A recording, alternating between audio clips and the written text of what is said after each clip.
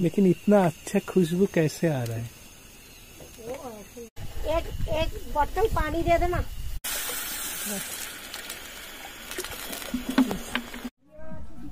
So we are here at Kolab Dam. तो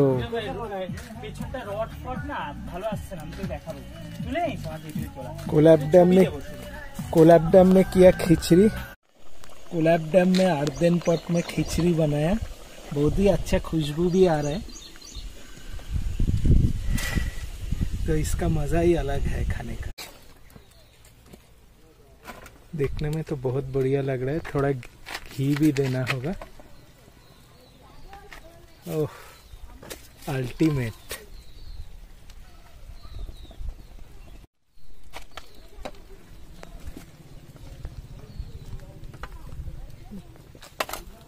না আবার বলে দাও।